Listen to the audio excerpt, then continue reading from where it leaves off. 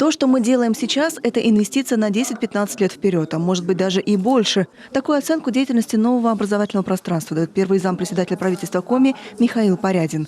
IT-Куб – это не просто новомодный клуб по интересам. Это новые возможности для технического творчества наших детей. Здесь воедино собрано все то, что сегодня так сильно привлекает подрастающее поколение. Возможность поработать за компьютером, но при этом с толком. Языки программирования, системное администрирование, кибергигиена, основы алгоритмики и логики и разработка VR-приложений. Наша задача сделать так, чтобы у них вместо проекта, а вот они делают планеты, которые вращаются вокруг Солнца, планеты с различными спутниками, немножечко касаемся астрономии, чтобы вместо этих планет появлялась специальная метка и в дополненной реальности. Это не просто углубленные уроки информатики. У IT-Куба принципиально иной подход. Главная задача не просто научить ребенка неизведанным для него технологиям, а в первую очередь подтолкнуть ребят к исследовательской деятельности и решению творческих задач. Обучение ведется по 5 различным направлениям и, что интересно, в партнерстве с крупнейшими в мире компаниями, специализирующимися в области высоких технологий. А в качестве наставников не просто учителя, профессионалы своего дела, но с навыками педагогической работы.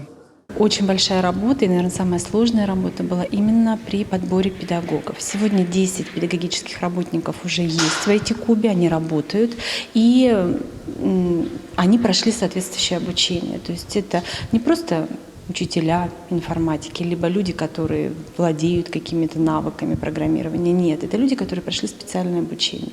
В IT-Кубе IT-Куб сотрудничает с крупными компаниями, международными, российскими, и, соответственно, обучение наши педагоги проходили тоже со специалистами, которые работают в этих компаниях.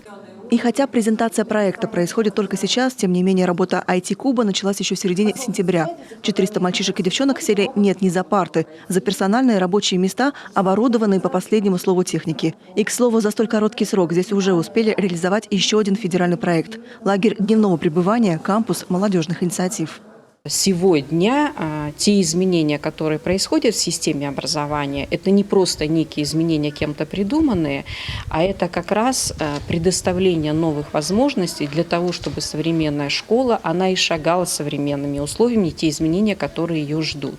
И для нас, для нашей республики очень важно, что точки роста, новые проекты, вот эти кванториумы, передвижные комплексы, они создаются не просто в неких центрах городских, а создаются такие проекты с тем, чтобы можно было выезжать непосредственно в наши сельские населенные пункты, в сельские школы. При этом, как отмечает министр образования Коми Наталья Якимова, воспользоваться этой возможностью и записаться на занятия в центр могут абсолютно все ребята, жители столицы Коми. Никакого особого отбора нет. Главное, чтобы самим подросткам это было интересно. В планах у Центра цифрового образования ежегодно обучать по 400 человек. При этом предварительно свои силы можно опробовать на специальных мастер-классах. Предполагаются и профильные летние смены на базе детских оздоровительных лагерей, и учебно-тренировочные сборы. Сейчас нам нужно предпринимать все усилия для того, чтобы формировать поколение, которое готово будет работать и сейчас, и в будущем с этими технологиями.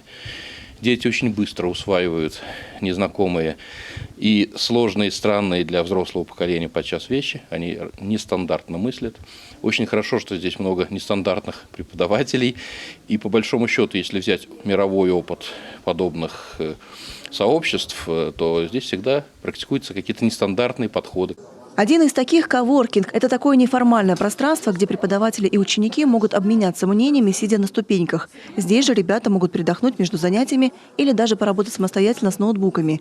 Связь с высокими технологиями нашла отражение в общем оформлении центра. Здесь все говорит о том, что будущее не за горами, прогресс не остановить. А потому уже сегодня республике нужно готовить тех специалистов, которые будут мыслить новыми категориями и совершать прорыв в IT-технологиях. К слову, совсем скоро, в сентябре этого года, еще один подобный центр будет открыт в Сыктывдинском районе, а третий по счету уже стоит в планах на 2021 год.